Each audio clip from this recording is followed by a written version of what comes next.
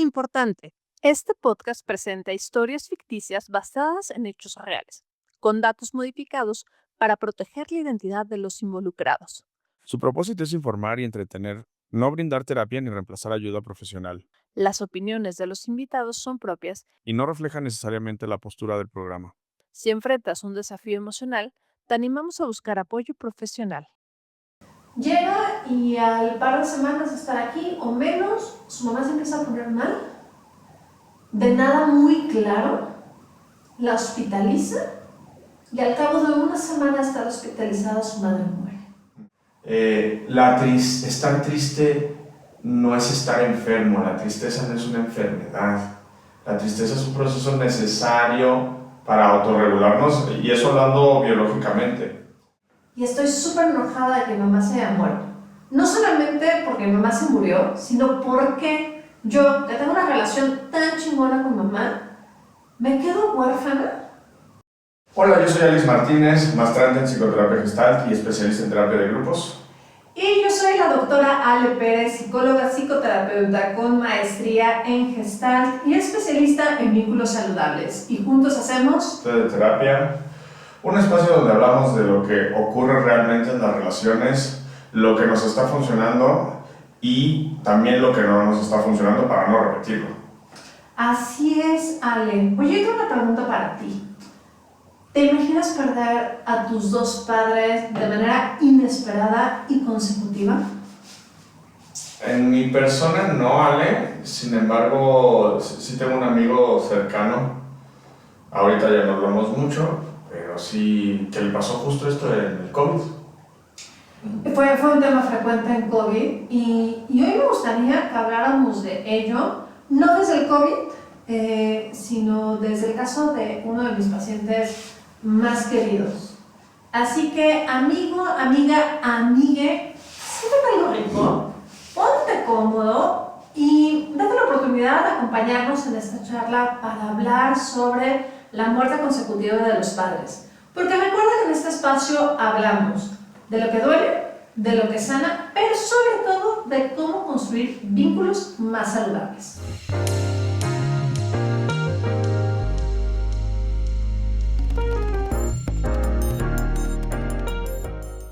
Ale, pues hoy quiero platicarte este caso. Es uno de los casos quizás más duros que me ha tocado acompañar y como ya lo decíamos al principio, no tuvo que ver con COVID, sin embargo, pues tan impactante, ¿no? Como muchas historias dentro del COVID, donde en un lapso de tiempo súper cortito, pues una persona pierde pues dos de sus vínculos más trascendentes.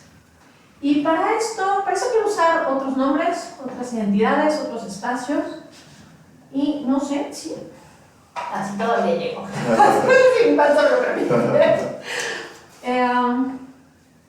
Ok, locación China. Vamos a imaginar luz china. Ahorita digo por qué es importante la locación. Y vamos a hacer un nombre de ella. Claudia. Claudia va a ser la protagonista de nuestro episodio. Déjame platicarte la historia de Clau.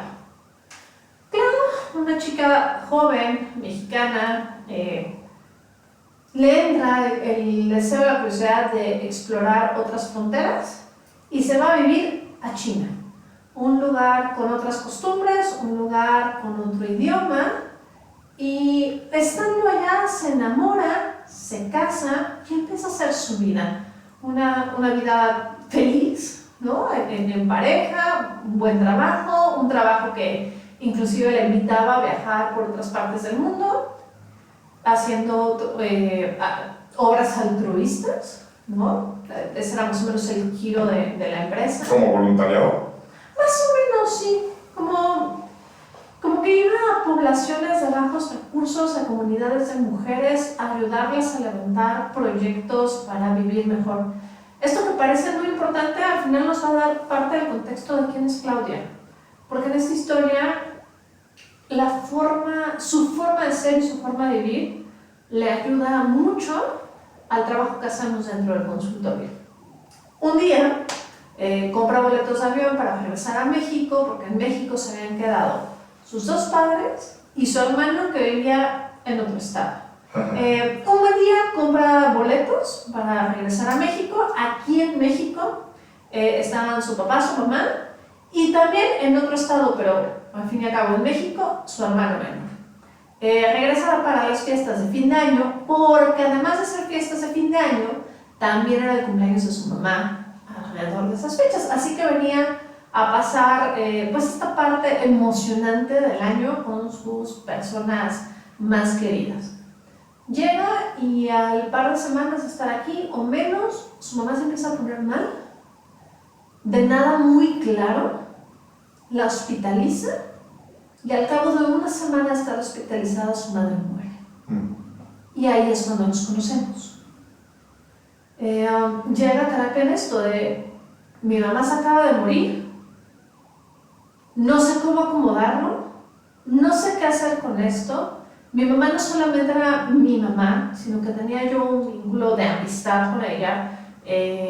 Hablaba con ella todos los días, le contaba mis cosas importantes, tenemos una relación preciosa. Y estoy súper enojada de que mi mamá se haya muerto.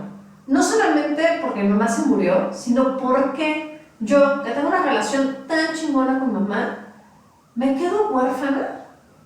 Cuando hay un montón de mujeres que tienen una relación nefasta con sus madres y ellas tienen. O sea, el primer motivo de consulta era este dolor tomado de la mano de un gran enojo, de una gran injusticia. De la injusticia, exacto. Sí.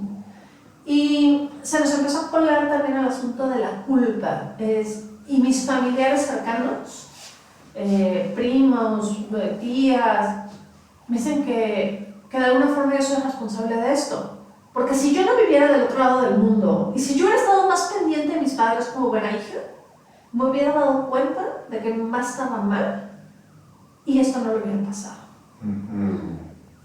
Ya esa parte del caso era bastante compleja. Voy a regresar ahí en otro momento. Pasa estas fechas, llegamos a fin de año, pasa la fecha de cumpleaños de la mamá, empezamos enero. Y el papá también, de buenas a primeras, sin ninguna razón muy aparente, se pone mal, lo hospitaliza y en menos de 72 horas muere. Y nadie lo veía venir, ¿no? Sí. Nadie lo veía. Porque luego esta gente como que se entrega y se deprime, que no, pues ya se me fue mi pareja, entonces yo me voy con ella, no es el caso, ¿no? Cuando dicen nadie lo veía venir, es literalmente nadie lo veía venir. Para ese entonces, recordabas que teníamos tú y yo otra asociada, Sandra. Sandra era la terapeuta del papá. Porque justamente, que quedamos Claudia, Claudia estaba preocupada por el papá, ¿no? En este asunto de, pues, fue su pareja de toda la vida, qué tal que él también necesita un espacio donde desahogarse, mi mamá era la que le daba las medicinas. Antes o después, pues seguramente yo tendré que regresar a China a seguir con mi vida, con mi trabajo, no quiero que se quede solo. Me pregunta si podemos atenderlo y el caso se lo queda a Sandra. Y efectivamente, o sea, nadie veía venir esta parte, digamos, como se está dejando morir, no. O sea, simplemente el señor enfermó o se agravó una condición que ya traía, porque eso sí que sucedió y ya venía con una condición. Esta se agrava intempestivamente y muere en menos de 72 horas también. Inesperadamente, a pesar de que tenía una condición, no era una condición que le iba a matar. Pues no se veía que No, lo fuera a matar aparentemente. en el próximo mes. Exacto, ¿no? exacto. Se estaba tratando, estaba medicado, simplemente se agravó y muere.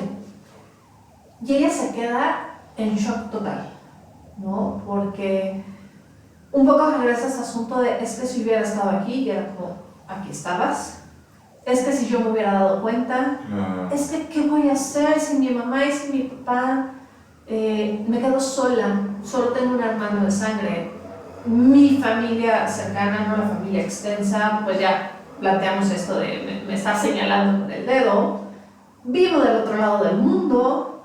La pareja también, oye, veníamos de vacaciones, ¿no? Y de buenas a primeras hay que ver abogados, qué se va a hacer con la casa, qué se va a hacer con los perros. La mamá rescataba perros y pues habían varios perros en casa de los que había que hacerse cargo. ¿Qué va a pasar con las plantas de mi mamá? Era algo que me ponía mucho, ¿no? La mamá amaba mucho la naturaleza, tenía muchas plantas y era como, qué va a pasar con lo que mi madre deja, a qué hora me voy, quién soy, voy, vengo, me regreso, muchísima confusión. Sí, qué complicado. Bueno, no es solo lo que no hice y lo que pude haber hecho, sino todo lo que tengo que hacer ahorita. O sea, suena muy abrumador. La has dado el clavo, la palabra es abrumador. El 100% de los casos que he visto por un tema de duelo, cuando me toca estar pues ya sea acaba de suceder y por eso vengo a terapia, o estoy en terapia y algún familiar muere, la sensación principal es, ¿y en qué momento me puedo yo bajar de este mundo? Me meto en una caja, me hago bolita y me pongo a llorar. Sí. Porque tengo que ver papeles, porque tengo que ir de aquí para allá, porque tengo que ser fuerte para mi mamá, para mi hermano, para mi tía, para la abuela, para mis hijos. Como que no hay este espacio de dolerse. Y el permiso también, ¿no? El permiso, a veces sí lo puede haber, pero me recuerdas un caso de, oye, yo tengo que estar fuerte para todos los demás y para sostener toda esta situación, un duelo interrumpido, no puedo continuar con mi proceso porque tengo todos estos pendientes y aparte, pues los demás no me pueden ver así porque yo soy alguien que se va a encargar de este pedo, ¿no?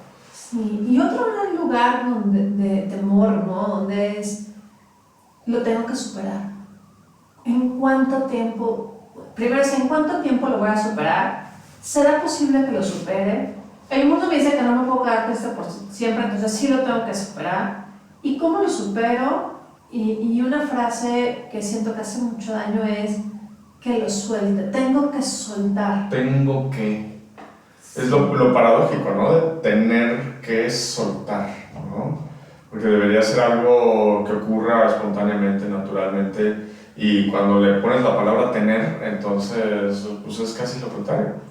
Me recuerdo también otra paciente que me decía, Alex, es que no sé cómo me debería de sentir, así como si yo, el doctor, no porque tenga doctorado, sino desde este modelo médico, le fuera a prescribir las emociones y los sentimientos que debía sentir para que ella pudiera controlar este proceso, para llevarlo como se debe llevar, ¿no? Cuando llevar un duelo no es un deber. No es un deber, y además que puntualizar la palabra soltar. ¿Y por qué yo voy a soltar algo que es súper valioso para mí? Se dice que la muerte de la madre es la muerte más significativa que hay. Puede no ser la más dolorosa, pero sí la más significativa. Y cuando eso lo aumentamos, todavía yo estaba procesando que se había muerto, ¿no? Solo procesando la muerte, también se muere mi padre. Y entonces me topo con un mundo que es completamente desconocido para mí, porque desde que yo llegué a esta 3D, pues había una mamá y un papá que me cuidaban bien o mal, me alimentaban bien o mal, me sostenían bien o mal, a los donde me podía yo acercar de alguna u otra manera. Y digo bien o mal porque suelen ser relaciones muy complejas y que tienden a polarizarse. O me llevo increíble con mis papás o me llevo a la chingada. Antes de que sigas, ¿por qué se dice esto de la mamá? De que la pérdida de la mamá es lo más significativa. Pues tiene que ver con el gran vínculo que tienes con mamá. O sea, cuando estás en el vientre ya estás en esta 3D. O sea, puedes ir a hacer un ultrasonido y te ven los deditos, ¿no? Y las patitas y te miden. O sea, existes.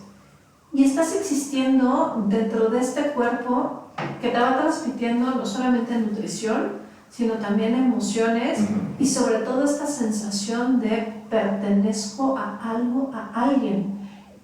Incluso el niño nacido tarda meses, varios meses, como 6 meses, en empezar a identificar que no es mamá, que no es una extensión de mamá.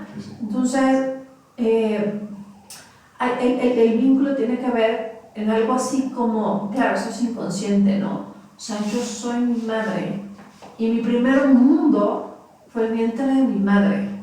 Y llegué a este mundo y estaba mi mamá. Y lo primero que descubrí, idealmente, que no pasa en muchos casos, pero lo primero que descubrí del otro lado de la piel, ¿no? En este mundo con aire y con oxígeno y frío y luces y ruido, fue el pecho de mi madre donde dije, ay, ya me acordé que estoy en un lugar seguro. La madre brinda la seguridad primaria de supervivencia.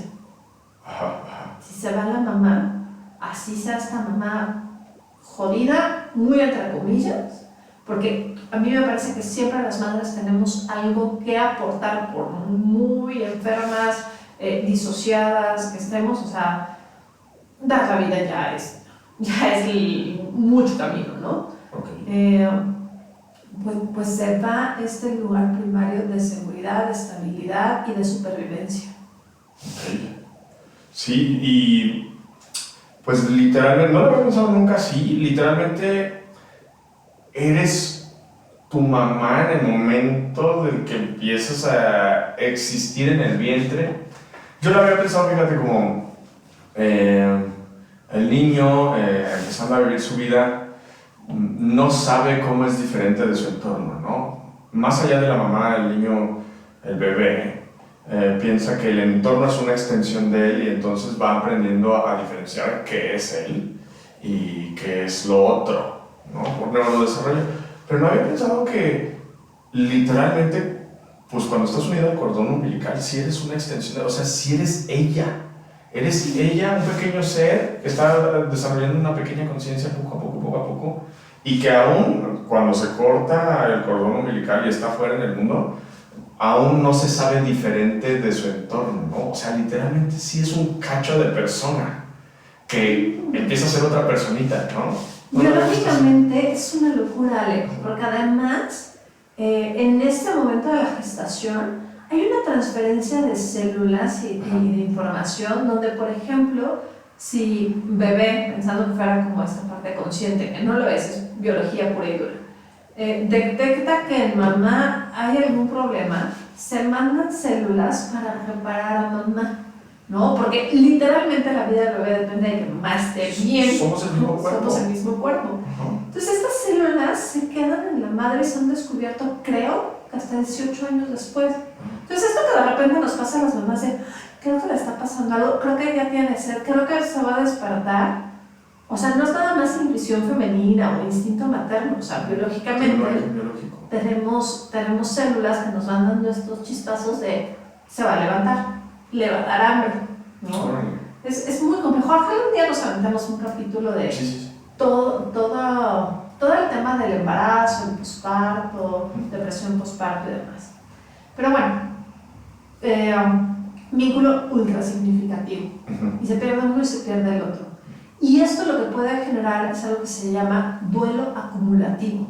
Okay. ¿No? Porque no he terminado de acomodar este duelo, que lo normal es que un duelo tarda en acomodarse entre 9 meses a 2 años, ¿no?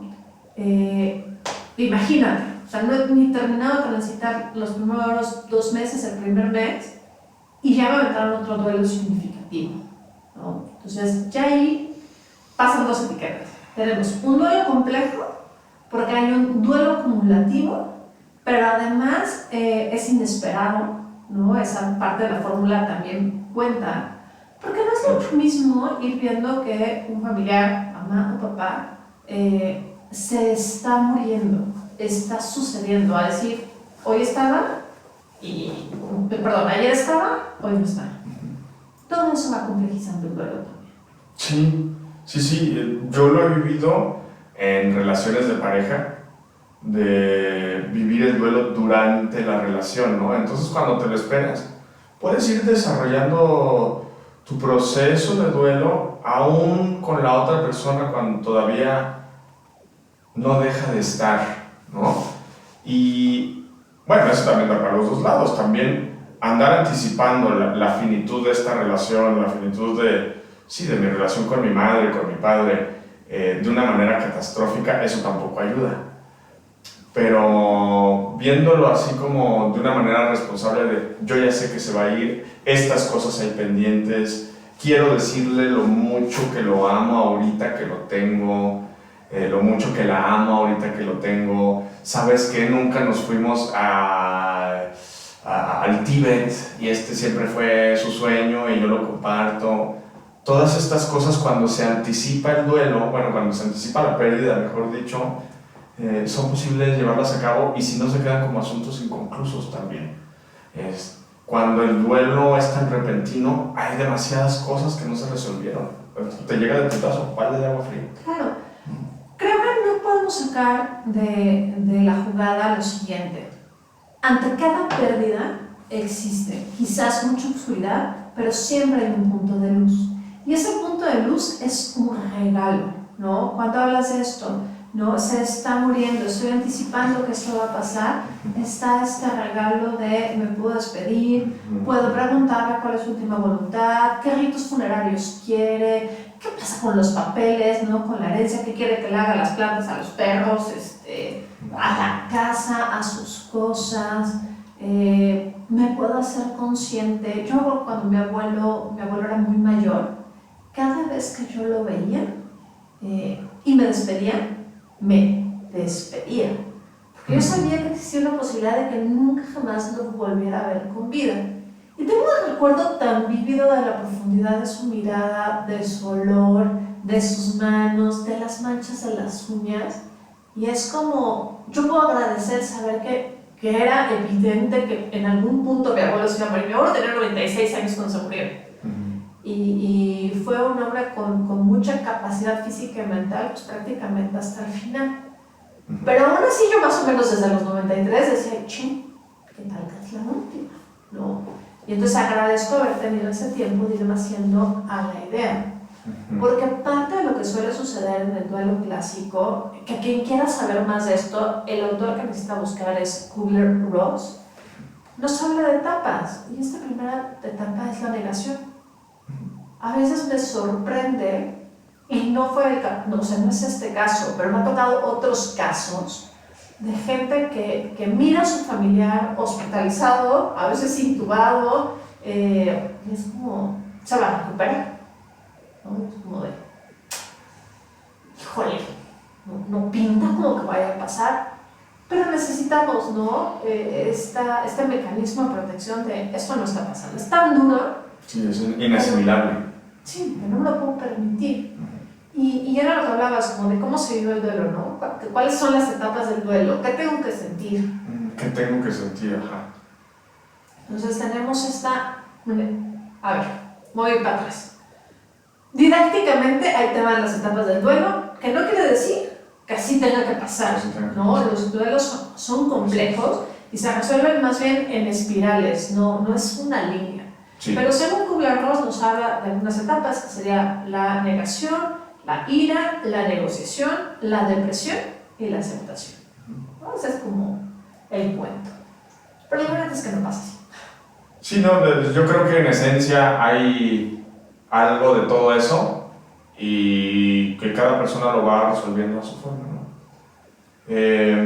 Igual no hay negación justamente porque ya lo estábamos anticipando, ¿no? Igual no hay ira, por lo mismo, porque ya está asumido, o bueno, no hay esta sensación de injusticia, ¿no? Ahí es muy claro el enojo en la situación de Claudia. ¿Por qué chingados? Si yo quería tanto, a mi mamá me lleva tan bien, ¿por qué chingados esto me pasa a mí? Dios, ¿no? Me enojo con Dios, me enojo con la vida, con la situación, ¿no? Y que pueden ser intercalados, que de repente igual me dio como por estar muy triste y después fue que me llegó la ira, ¿no? Y esto, quiero puntualizar, es un proceso bien subjetivo y lo digo con la intención de respetar el proceso de cada uno también. Y de estantear, ¿no? A mí me encontraron como, es que porque si estaba yo también, otra vez estoy tan mal. Algo de estar muy mal en mí, ¿no? Porque como los cangrejos, voy para atrás en lugar de para adelante. Entonces, es muy importante, amigos, entender que de verdad, aunque están en esas etapas, lo más probable es que no las vivas así by the book, sino que brinques y está bien. Y está bien sentirte mal y está bien sentirte bien, ¿no? También hay mucha culpa de, uy, es que tuve una gran semana, ¿no? Pero ¿cómo puedo estar yo bien si está pasando esto tan terrible? ¿Cómo que esta idea de fondo de si no estoy por la calle de la amargura, deprimido, dejando de comer y de dormir y de hacer mi vida, entonces no la quería tanto? Sí, y algo que quiero añadir es, las emociones trabajan para nuestra supervivencia, trabajan para nuestro bien, porque de repente, tú y Ale lo sabemos, ¿no? Pero dices, esto de sentirse mal no está mal, pero ya la palabra mal da esa connotación. Estar triste no es estar enfermo, la tristeza no es una enfermedad. La tristeza es un proceso necesario para autorregularnos, y eso hablando biológicamente. También una vez tú me lo dijiste de una manera muy bonita, si yo me siento triste por esta pérdida, también es una manera de honrar lo que fue en algún momento, porque si no hubiera tenido nada de bonito, nada de especial, entonces no habría por qué llorar, yo estaría bien tranquilito. La tristeza es un regalo que nos permite reconocer que aquello que se ha perdido es muy valioso. Y quiero meter un paréntesis también. Este no es el caso de Claudia, pero también me han llegado casos de me siento culpable por no estar triste. Y pues también es válido y también está bien. O sea, el proceso de cada quien, y que no te sientas culpable por que mamá haya muerto, ¿no? Que es una persona que pues, amaste y querías y te sentías muy cercano, etcétera, etcétera, etcétera. No es un deber sentirte triste para demostrar que la querías, ¿no? De hecho, tal vez ya habías vivido esta tristeza antes de perderla, y tal vez no era necesario este proceso de autorregulación que brinda la tristeza, ¿no? Ya sea porque ya llevaba años en estado vegetal y cuidándola, ya te habías hecho mucho a la idea. O sea, el hecho de que no te sientas triste tampoco está mal, ¿no? Y regresando al caso de Claudia, ahorita algo mencionaste que me lleva a pensar que algo que sí sucedía era la comparación. Okay. ¿No? ¿Por qué me siento más triste porque se fue mi mamá y me es más fácil acomodar que se fue mi papá? Ajá. Ahí caímos muchas veces. Okay. O sea, fue motivo de sentarnos y platicar de ¿será que me llevaba mejor con mi mamá? ¿Será que la quería más? ¿Será que no quiero a mi papá? Que en su caso muy particular era bien que mal. Llevábamos un mesecito trabajando para cuando llegó papá. Hubieron ya varias cosas que pudo generar ella en un autorrescate, ¿no? Y este autoapoyo de manejarlo diferente. Hay otra visión del duelo, ¿no? Que no tiene que ver con la de Kubler-Ross, que nos habla de 5 etapas. Okay. Y quisiera ilustrarlas pues, a través del caso de Clau. Hay una primera etapa que es la etapa de impacto y shock, ¿no? Impacto y shock o aturdimiento emocional. Es este primer momento de no entiendo qué está pasando, cómo pasó, qué tengo que hacer, a dónde me muevo, ¿no? En su caso, pues muy claro, ¿no? Es decir, yo venía de vacaciones, traigo una maleta para un mes, mi chamba está allá, la chamba de mi marido está allá, yo venía con regalos a pasar las fiestas, a celebrar su cumpleaños también, y ahora estoy viendo cosas de velorios y novenarios, y qué voy a hacer con uno, y luego qué voy a hacer con el otro, ¿no? De decir, o sea, estoy viendo que mi mamá se murió y mi papá también. Hay una gran sensación como de no sé ni qué sentir, ni cómo sentirlo, ni cómo responder. El estímulo es tan grande que normalmente suele haber inclusive cierta parálisis o una desvinculación emocional. ¿No? Es como, este no es el momento de sentir, este es el momento de resolver. Sí. Después tenemos una segunda etapa que es la desorientación y ruptura, que básicamente es esta desestabilización interna de, bueno, ¿y ahora para dónde voy? ¿No? ¿Qué pasó? ¿Me quedo en México? ¿Me voy? ¿Mi marido se va a quedar conmigo? ¿Me voy? ¿Vendo la casa? ¿Me quedo a vivirla? ¿Que se encargue mi hermano? ¿Mejor me voy al estado donde vive mi hermano y entre los dos nos hacemos uno? ¿Celebramos las fiestas o no las celebramos? ¿Celebramos su cumpleaños o no lo celebramos? ¿En cuánto tiempo voy a estar bien? ¿Busco a mis amigos? ¿O me meto en una cueva y que nadie me toque el tema? Algo que a ella le pasaba mucho es que estaba también muy pendiente del esposo. ¿no? Porque era de repente vamos a alguna reunión, la gente me empieza a decir como, ay, qué pena, Clau, que te ha pasado todo esto. Dice, y él voltea a verme en automático como de, está bien, o se va a quebrar, ¿no? Estaba también muy preocupada porque él tuviera herramientas para sostenerla y al mismo tiempo dándose permiso de yo no tengo que ser fuerte para nadie, pero bueno, este pobre hombre, ¿cómo le ayudamos, no? Porque Sí. nada más venía con meses de vacaciones, no a sostener a nadie en un proceso tan complejo. Damos una tercera etapa que es esta que normalmente ubicamos como el duelo, que es este dolor profundo, esta tristeza aguda, que es justo, ¿no?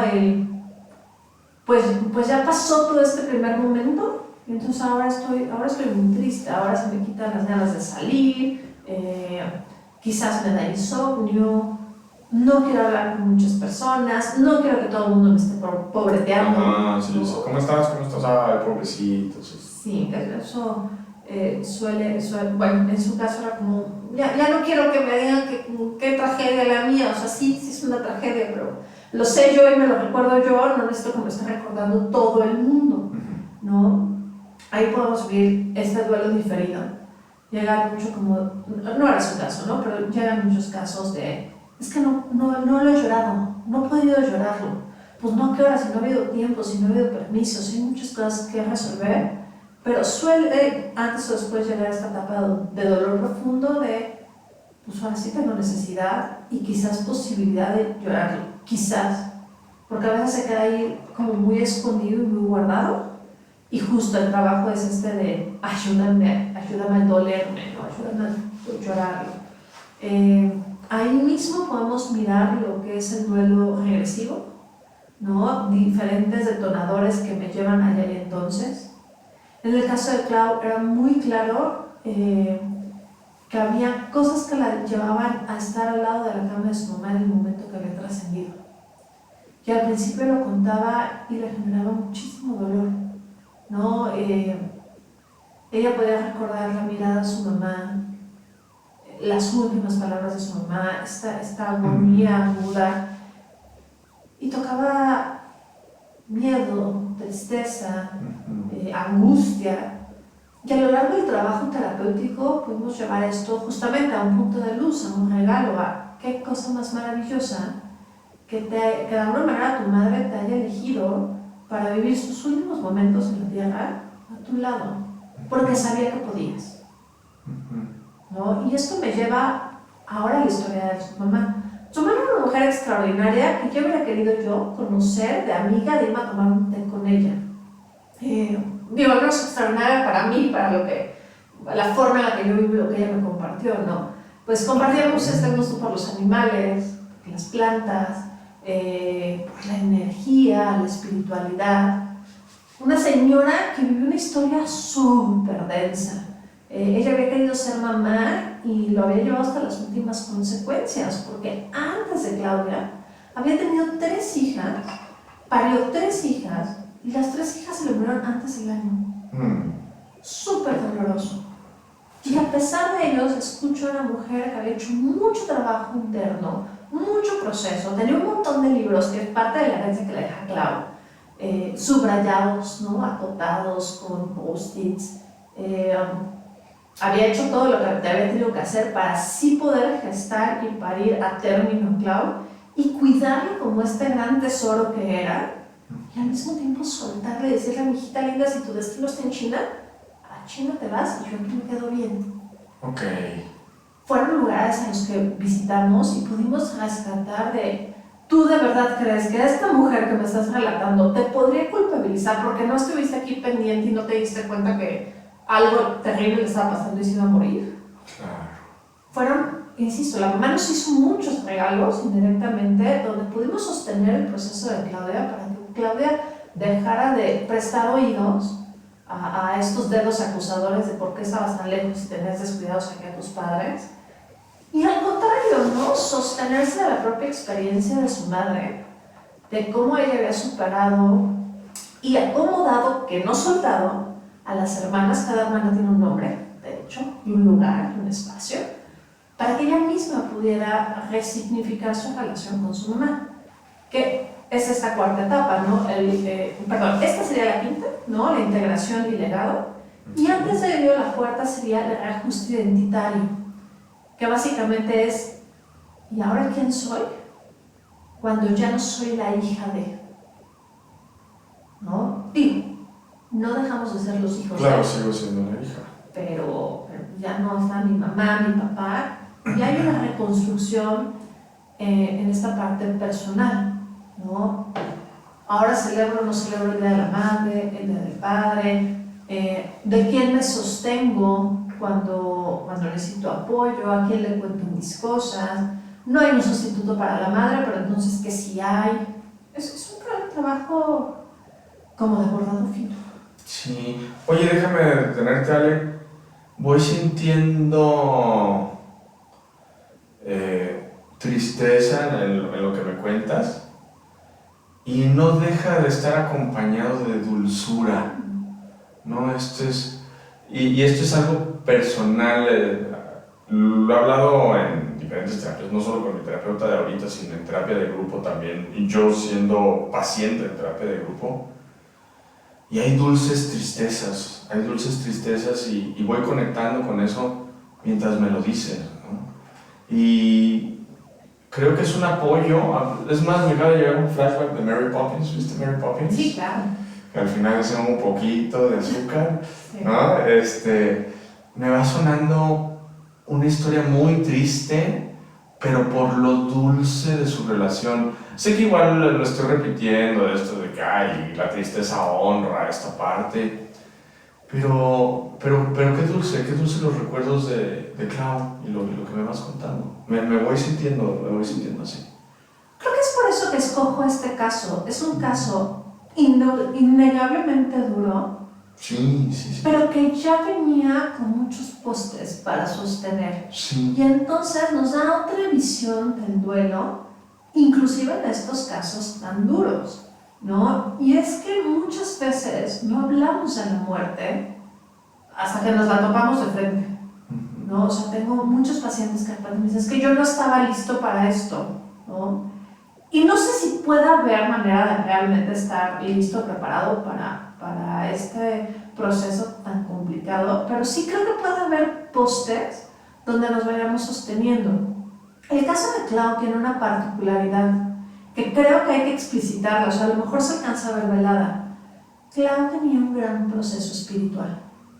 No era una persona, bueno, no es una persona religiosa, pero sí había logrado tomar de su madre este desarrollo espiritual que nos ayudó a dejar de pensar que tenía que soltar a su mamá y soltar a su papá, lo cual es absolutamente ridículo, De ver, ¿no? a integrar a su mamá y integrar a su papá desde esta nueva no corporalidad, porque no habían dejado de existir. Y nos podemos ir al lado espiritual o al lado biológico, pero si te mueres no dejas de existir. Sí. Y no tienes que ser muy espiritual para coincidir en eso. O sea, biológicamente es, pues el 50% de mí son las células y la herencia y la información biológica de mi papá y el otro 50% de mi mamá. Biológicamente ahí está. Disney nos lo decía, ¿no? Con el Rey León, él vive en ti. Si nos vamos a un tema filosófico existencial, nos lo pone Coco, ¿no? O sea, mientras siga mi recuerdo y mientras lo siga pensando, pues sigue existiendo. En todo lo que aprendí de ti. Es fácil de repente cuando nos sale decir, bueno, ¿y qué te diría? Si tú llegaras y le platicaras esto, ¿qué crees que te diría? Siempre sabemos qué nos diría. Luego ya nos podemos ir a otro plano más espiritual, inclusive religioso, de que pueda haber un paraíso, una reencarnación, otra dimensión. Que también está en Coco, ¿no? Y en el Día de Muertos. Sí, claro, además culturalmente como mexicanos sí que hay un egregor que lo sostiene. Y me parece que es un lugar... Un egregor, digo, yo conozco la palabra, pero valdría un poquito la pena que nos expliques ahorita. Claro, el egregor es esto que vamos construyendo desde nuestro pensamiento y desde nuestra emoción, donde le vamos poniendo fuerza, energía y identidad a algo, ¿no? Entonces el egregor mexicano de la muerte es, hay un lugar ¿no? Donde van los muertos y el 1 y 2 de noviembre nuestros muertos regresan y por eso en muchas casas se hacen estos altares. Entonces esto también como mexicano nos ayuda a decir, bueno, la muerte es una cosa ahí medio bizarrosa en la que puedo creer y vivir de diferentes formas, pero de que 1 y 2 regresan y el 1 y el 2 regresan, ¿no? O sea, no suele estar muy en duda el asunto.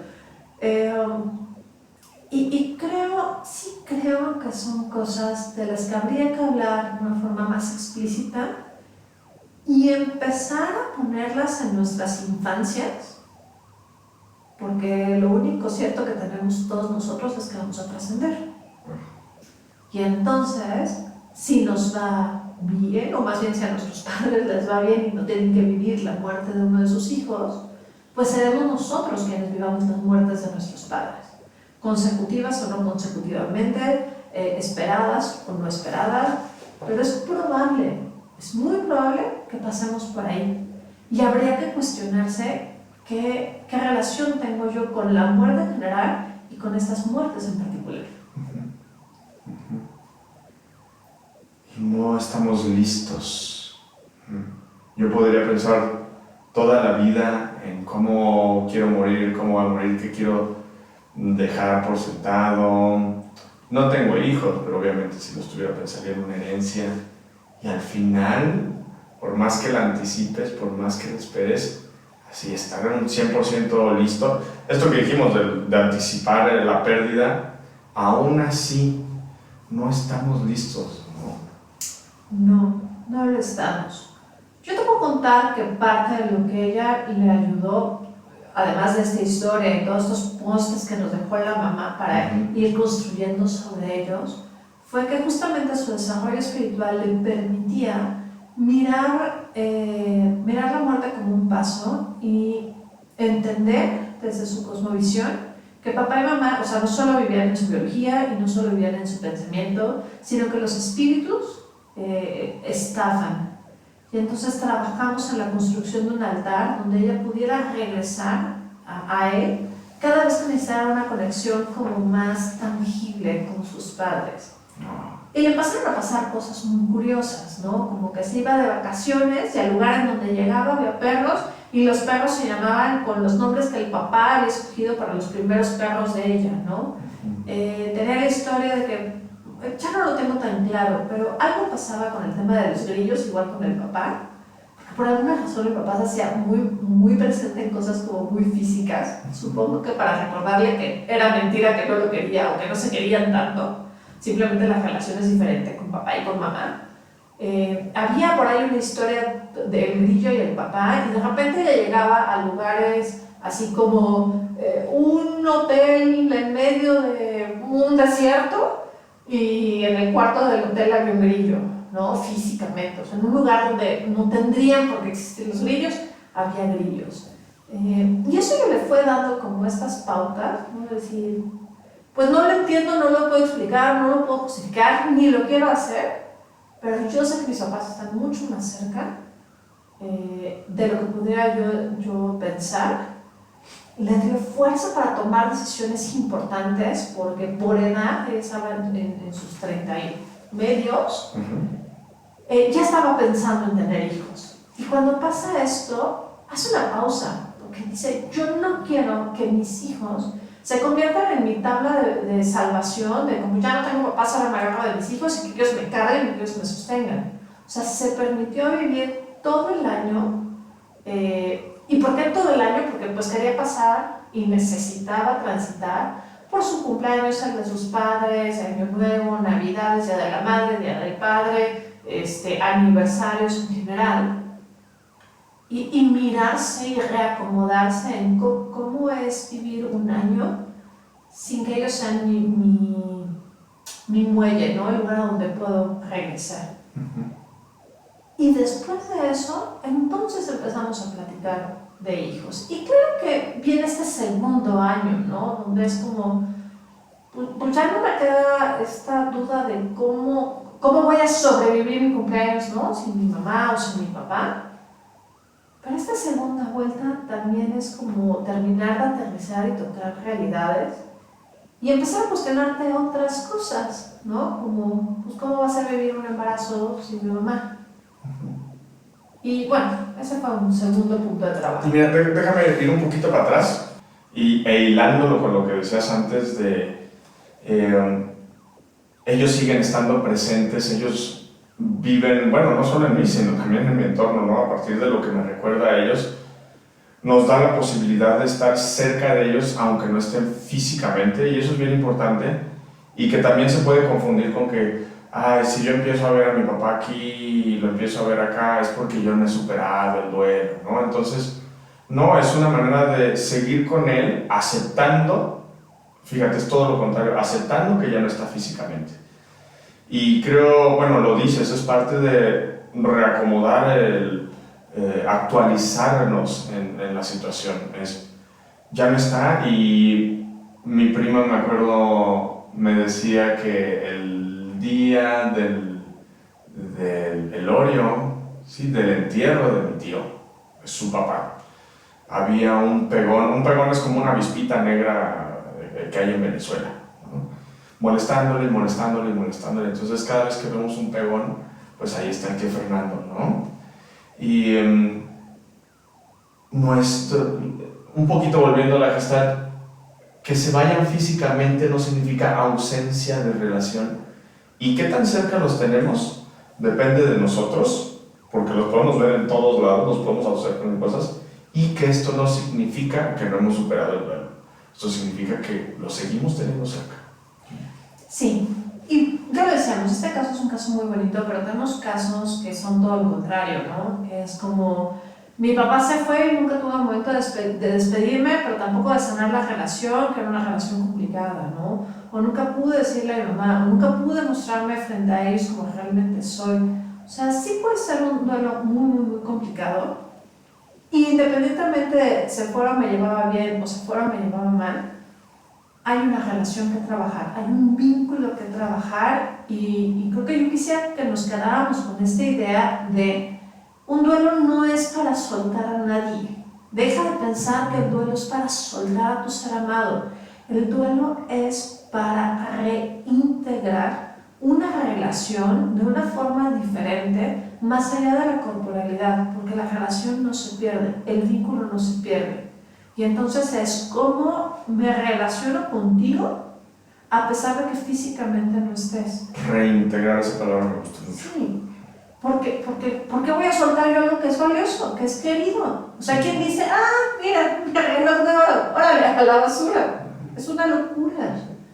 Entonces, ¿por qué voy a soltarlo? No, voy a buscar una forma diferente de vincularme para que tengamos una relación saludable a pesar de que no pueda olerte o tocarte. Y eso no quiere decir que te vaya a dejar de extrañar o que vaya a dejar de necesitar sentirte en mi piel y poder aceptar que esto no puede pasar, pero todo esto otro sí.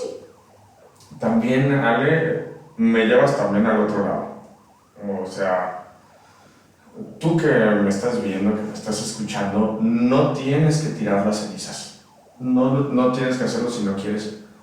Aunque también, pues hay duelos que sí pueden estar estancados, ¿no? O sea, yo tengo entendido que si al año, a los 2 años, yo sigo llorando y doliendo de esta manera abrumadora y eso no me está permitiendo moverme en mi vida, esto es otra cosa, ¿eh? Sí, es un duelo patológico. Es un duelo patológico. De hecho, el duelo, o sea, el tránsito del duelo no es un motivo de consulta. O sea, hay mucha gente que llega ahí y me parece lo más sano, porque lo voy a repetir hasta que nos cansemos de escucharlo. Tú no tienes por qué vivir tus momentos dolorosos lento y solo, si lo puedes vivir a el ritmo necesario y acompañado, Claro. sobre todo acompañado. Claro. Y el duelo se llama duelo porque duele, y lo normal y lo esperado es que duela. Y lo normal y lo esperado es que lo acomodes en un periodo de 9 meses a 2 años. Pero si después de ese tiempo, o sea, no puedes hacer una vida normal, hay cosas que te llevan a un lugar depresivo, oscuro, inclusive suicida, Claro. por supuesto que tiene que ser atendido. Y quizás la solución para no llegar allá, pues es atenderlo desde el principio. Pero insisto, per se no es un motivo de consulta. No estás mal por sentirte mal de que alguien murió. Sí, la tristeza no es una enfermedad, el enojo, la ira que puedas sentir en este proceso de dolor no es una enfermedad. Es algo natural y algo que está trabajando para ti, ¿no? Los seres humanos hemos desarrollado estas emociones y estos sentimientos para autorregularnos y pues existir de la mejor manera que entendemos en este mundo. De hecho, o sea, lo habrás sentido, una lloradita y te alivianas, se liberan tensiones, o sea, fisiológicamente hasta es saludable. Sí, tiene todo. El cuerpo humano es súper complejo y maravilloso. Tú lloras y te liberas endorfinas y las mismas endorfinas te calman y te relajan. Es como, lo necesitaba porque no podía seguir en esta tensión emocional. Tensión emocional. Y esta sensación como, ay, es que además es muy feo, ¿no? Pierdes a alguien, es como voy a abrir la puerta y la sensación inclusive física es y me lo voy a encontrar del otro lado de la puerta. Entonces, inclusive hacer este acomodo sensorial de no voy a aparecer del otro lado de la puerta, no voy a volver a escuchar su voz de su boca, digo, a lo mejor una grabación, un video. Hay muchos ajustes que se tienen que hacer y está bien. Sí, creo que vale mucho la pena, aunque sea intenso, entregarnos a la experiencia, dejarnos sentir. Y si es muy abrumador y no nos deja tomar responsabilidad por lo que necesitamos responder, o sea, velorio, herencia y todas estas cosas, está bien evadirlo. Sin embargo, creo que entregarnos a la experiencia es de lo más saludable. Es de lo más saludable. Habría que revisar muchísimas historias, ¿no? Tuve la oportunidad de colaborar con The Wellbeing Planet Foundation cuando fue el tema del COVID y hacer toda esta intervención de urgencia, ¿no? Con las personas que estaban transitando por estos duelos, que más fueron los duelos terribles, ¿no? Donde no hubo esta oportunidad de despedirse, donde no hubieron velorios, ¿no? Con los cuerpos, porque ya no te entregaban los cuerpos, te entregaban solamente las cenizas. Es importante estos primeros contactos donde sostienes y buscas recuperar la funcionalidad, preservar la vida, ¿no? O sea, no nos vayamos más lejos, que puedas comer, que puedas dormir, que estés en un lugar seguro. Si tú puedes asegurar estas tres cosas, lo demás lo iremos acomodando, te lo repito. De primera instancia, si te está tocando no ser la persona que está cerca de un doliente, solo asegúrate que esté físicamente en condiciones de sostener esto. ¿Qué quiere decir? Que esté en un lugar seguro, que se esté alimentando, que esté pudiendo descansar o dormir. Quizás no descansa, pero que duerma. Sí. Y Ale, me llevas a pensar también algo que nos pasa mucho a los terapeutas. Queremos resolverle la situación a nuestros pacientes, ¿no? Y nos enseñan desde el primer semestre que no va por ahí, que estamos para acompañar mientras el otro resuelve. Y si tú estás acompañando un proceso de duelo, no hace falta más, no hace falta los consejos. Bueno, tal vez puedas dar un consejo útil y cuidadosamente puedas pedir permiso. Oye, hay algo que te puedo aconsejar, mira, a mí me sirvió mucho poner mi altar. Y la otra persona verá si le sirve o no le sirve, ¿no? Sin embargo, no llegues, bueno, retomando un poco lo que decíamos, o incluyendo un poco algo que hacemos los terapeutas, es intentar rescatar al otro, sacarlo de ese lugar de dolor.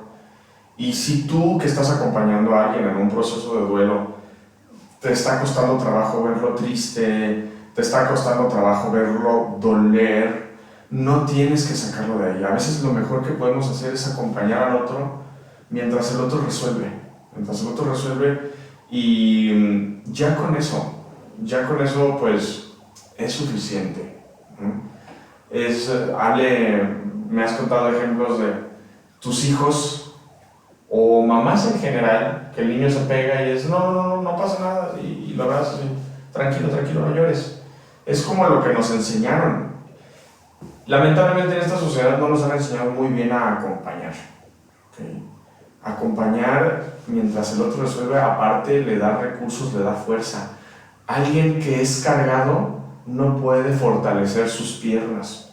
Dale chance de que camine, y creo que esto es lo mejor que puedes hacer cuando estás acompañando a alguien que está viviendo esto. Sí, validar lo que le está sucediendo. Validar. O sea, como dices esto que hacemos de los niños. Ay, no pasa nada. Ah, sí, correcto. Es como, no, sí pasó, se cayó, le dolió, se raspó. Su vida corre en peligro. No, pero sí me pasó. Te caíste, te dolió. Ouch. Sí, lo que está pasando no es grave. En el ejemplo de los niños. Pero no te conviertas en otra obligación, ¿no? De tengo que comer. Porque entonces ahí nos dan ganas de quedarnos solos. Ahí sí es mejor, ya ni le cuento. Y nos convertimos en esta persona fuerte que no revela sus sentimientos. Porque no me estén dando lata. Porque es bien incómodo tener a alguien atrás así diciendo ya mejora, ¿no? Claro. Bueno, Ale, pues te digo, ¿te podrías ahora imaginar que es perder a tus dos padres intempestivamente? Pues sí. Bueno, no. De hecho, así, justo como hablábamos de Clau, así la pregunta, cuando me lo imagino, me cae como un balde de agua fría, así. Ahorita me lo puedo imaginar muy poquito, o sea, de entrada. Tendría que meditarlo bastante, y justo si yo anticipara esto, tendría mucho que procesar. Bien. Pues amigos, amigas, amigues, recuerda que este espacio es para ti. Déjanos en comentarios si es algo que has vivido, cómo se siente escuchar la pregunta, ¿no? ¿Te puedes imaginar que sería perder a tus padres intempestivamente y uno detrás de otro? Porque recuerda que este espacio es tuyo, lo que construimos juntos, así que ayúdanos a crecer. Pícale al botón de suscribirte, escríbenos en los comentarios y sobre todo comparte este capítulo con esta persona que tú sabes que está pasando por una situación similar y que escuchar este capítulo podría hacer una diferencia en su proceso de resolver el duelo. Oye, Ali, me quedé pensando, ¿qué tal el duelo de los niños cuando no pierden a sus padres físicamente, pero cuando se están divorciando? Y este tema de, yo sigo en mi matrimonio por mis hijos. Híjole, Ale, me tocas una fibra personal, porque como tú sabes, soy hija de padres divorciados, ¿no? Hablar del divorcio de los padres, o ahora te lo cuento al revés, ¿no? Del matrimonio por los hijos, es un gran tema. Es un tema largo y ya no tenemos tiempo y ya tampoco tenemos té, pero podríamos hablar de ello en el siguiente capítulo, ¿cómo ves? Así es, hablamos el siguiente capítulo de qué tal es mantener el matrimonio por los hijos, qué tan válido es, si no lo es. Esto fue Terapia.